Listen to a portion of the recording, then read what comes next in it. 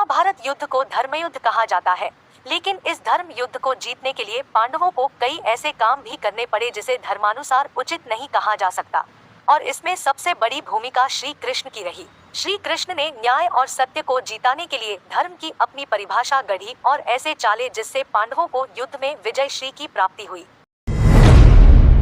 आप देख रहे हैं द धार्मिक रहस्य। चलिए अब करते हैं ज्ञान की बात। वीडियो में आगे बढ़ने से पहले हमारे चैनल को सब्सक्राइब कर ले और बेल आइकन दबा दे ताकि आपके पास सबसे पहले नोटिफिकेशन पहुंचे। हमारे धर्म ग्रंथों में महाभारत के युद्ध को धर्म और अधर्म के बीच लड़ा गया युद्ध बताया गया है। इस युद्ध में करोड़ों योद्धा ने अपनी जान गंवाई। कुरुक्षेत्र में लड़े इस युद्ध की भयावता का पता इस बात से भी चलता है कि महाभारत युद्ध के कारण ही आज भी कुरुक्षेत्र की मिट्टी का रंग लाल है।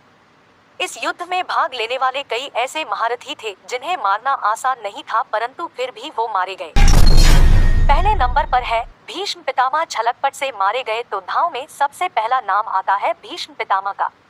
कौरवों और पांडवों के पितामह भीष्म महाभारत के युद्ध में भाग लेने वाले सबसे पराक्रमी और बुजुर्ग योद्धा थे। ऐसा कहा जाता है 18 दिनों तक चले इस युद्ध में भीष्म 10 दिनों तक पांडवों की विजय में बाधक बने रहे। महाभारत युद्ध भीष्म को पराजित किए बिना पांडवों के लिए जीतना असंभव होता जा रहा था। ऐसी स्थिति में श्री कृष्ण की सलाह पर अर्जुन ने श्रीखंडी को ढाल बनाकर युद्ध के 10वें दिन भीष्म को बाणों से चलनी कर दिया। उसके बाद भीष्म ने बाणों की शैया पर लेटे लेटे महाभारत युद्ध समाप्त होने के बाद अपने प्राण त्याग दिए। दूसरे नंबर पर है जयद्रथ। अर्जुन के पुत्र अभिमन्यु को मरने वालों में दुर्योधन के बहनोई जयद्रथ का नाम भी शामिल था। जयद्रथ को अपने पुत्र का हत्यारा मानकर अर्जुन ने प्रतिज्ञा ली कि अगले दिन सूर्यास्त तक जयद्रथ को नहीं मार पाया तो आत्मदाह कर लूंगा। शाम होने वाली थी और अर्जुन के लिए जयद्रथ को मार पाना असंभव दिख रहा था। ऐसे में श्री कृष्ण ने अपनी माया से सूर्य को ढक दिया, जिससे चारों ओर अंधेरा छा गया। ये देखा जयद्रथ समेत कौरवों ने समझा कि शाम हो गई और खुशी के मारे जयद्रथ अर्जुन के सामने आ गया। उसके बाद श्री कृष्ण की माया से आसमान में फिर से सूर्य की किरणें दिखने लगी और कृष्ण का इशारा मिलते ही अर्जुन ने जयद्रथ का वध कर दिया। तीसरे नंबर पर है द्रोणाचार्य। कौरवों और पांडवों के गुरु द्रोणाचार्य को महाभारत युद्ध में हराना असंभव था। ऐसा माना गया है कि द्रोणाचार्य को केवल उनका शोक ही मार सकता था। भीष्म के बाणों की शैया पर लेटने के बाद गुरु द्रोणाचार्य को कौरवों की ओर से प्रधान सेनापति बनाया गया। सेनापति बनाने के बाद द्रोणाचार्य पांडवों की जीत में सबसे बड़े बाधक बनाते जा रहे थे। ऐसे में पांडवों एक बार फिर श्री कृष्ण की सलाह पर छल का सहारा लिया।